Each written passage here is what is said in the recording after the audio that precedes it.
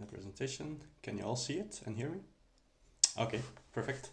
So yeah, I'm apparently closing off this session, and I want to talk about another type of games. Let's say the type of games around games, because esports betting, it's an emerging form of betting.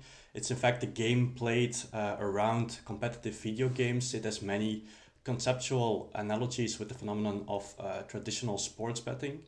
A short, more formal definition for esports betting then is that one wagers something of value on the outcome of sportified video gaming events. And these wagers, they can actually, as is shown on the slide as well, about anything from the winner of a CSGO game to the first kill in that same game to the choice of an avatar in a League of Legends tournament. And then when we look at the research surrounding esports betting, we see that it's relatively new, and it emerged as a response to some health related concerns and so on. And so one in particular is that it is largely participated by youngsters and young adults who might still lack some form of media and ludoliteracy, and who are also more at risk for developing excessive and risky gambling behaviors, which in the end might lead to financial health or social problems. And if we take a bird's eye overview of the current research, we see that it mainly starts from individual approaches on esports betting. And these studies are mostly interested in finding dispositional or behavioral factors that may cause or correlate to one's gambling. And as such, they suggest that in order to keep one's gambling on track, it is the responsibility of the individual to develop coping mechanisms, and also the responsibility of the government to develop treatment programs when things go wrong in particular identified at-risk groups. In this research, we wanted to deviate, in fact, from this approach and showcase another perspective, more particularly a sociological perspective. Although we acknowledge that individual perspectives are highly relevant to know more about the inner workings of gambling and one's vulnerability towards it, we still thought that another perspective might be worthwhile as well. And so that's why we came up with the idea to develop a study in which we wanted to examine the socialization actors that are connected to esports bettors live, because an individual is always part of a network, and so we wanted to see how this network, who these people are, and what type of influence they have. And given the recent emergence of research on esports betting, to the best of our knowledge, this is also one of the first social studies around the topic, despite recent observations in other gambling fields that it is indeed more than just the individual that might influence one's participation and even continuation in esports betting. And why is this also important? It's important because if we know who these actors are, we can also target our interventions towards these actors rather than on the individual consumer of gambling products only. So what did we do? So the basic goal was to map esports bettors' socialization actors. We did this by recruiting and interviewing 10 Dutch-speaking male esports bettors aged 18 to 30. We followed a semi-structured, in-depth interview protocol, and we focused on participants' reference to primary, secondary, and tertiary socialization, as described in socialization theory.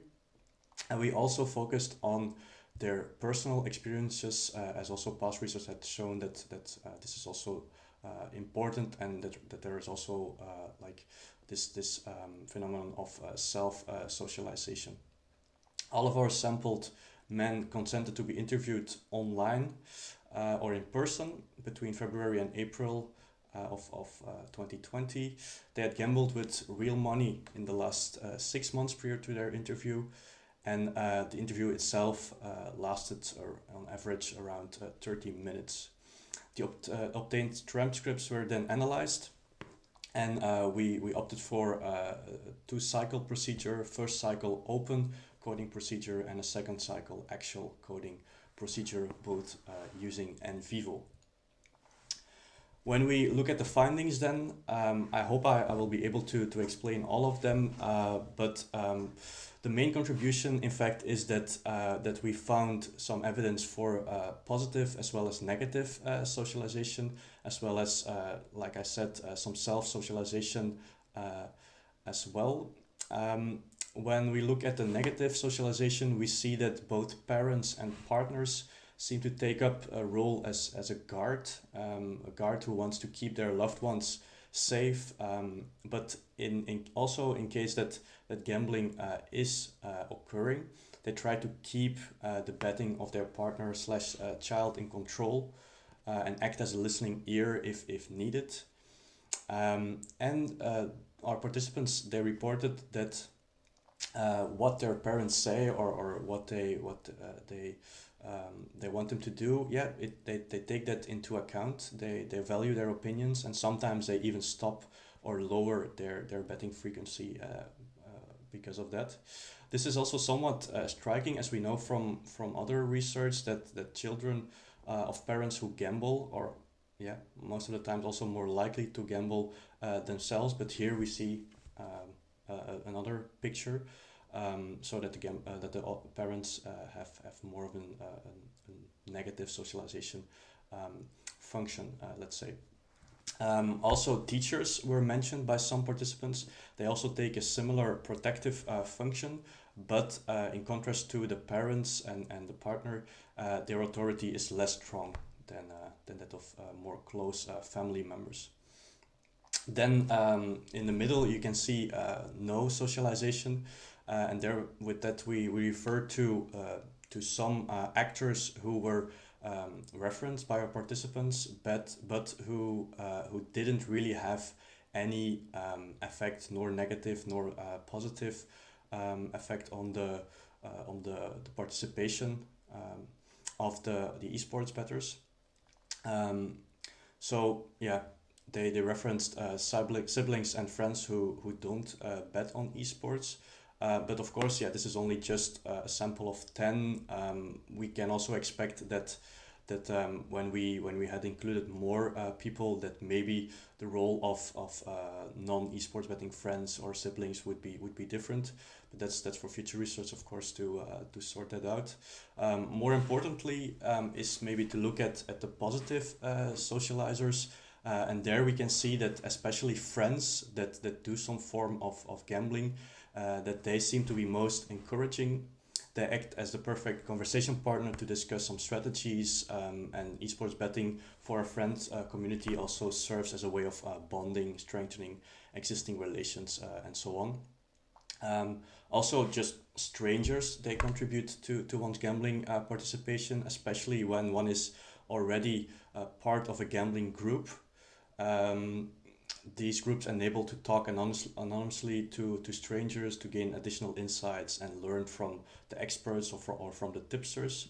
And then, of course, the unavoidable promotions. There are a lot of promotions visible these days on many types of gambling products, but especially when it comes to esports betting, we see them in esports streams, on gaming websites, and even during live tournaments. So that was also mentioned by our participant as like a tertiary socialization agent that can encourage them to start gambling. And then lastly, in terms of self-socialization, with that we mean that some behaviors the participants engaged in made them more aware of betting opportunities, and these activities were esports spectatorship. You can see here a close alignment with the promotions, the playing of games as well, and also many of our participants were already betting on sports, and as I've shown on the first slide, as many sports betting companies also just take up esports betting, the step is rather small to also bet on esports betting. So that's regarding our results. The key takeaways then are, as I said, this is one of the first studies on esports betting socialization. We have shown, although our sample was rather limited, that it's not just the individual but also social external gateways that matter. What we also showed is that not all socialization actors are in favor, so we can also clearly see some negative, discouraging behaviors.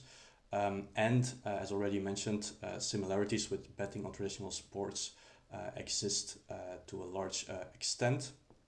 Limitations, I've already addressed it, so I will move on to the future research. What actually the main purpose also of this research is that we would like to see, especially in the field of gambling studies, research that takes more of an holistic picture of the esports betting ecosystem. For instance, these studies could use more ecological systems theories like that of Browne, who still focuses on individual characteristics, but also on the connecting systems and relations that the individual has with others on the micro, meso, and macro level. So that's my talk in summary. If you would like to know more about our work, please reach out to us now or by email. Also to my other colleagues. And so many thanks for listening to my presentation.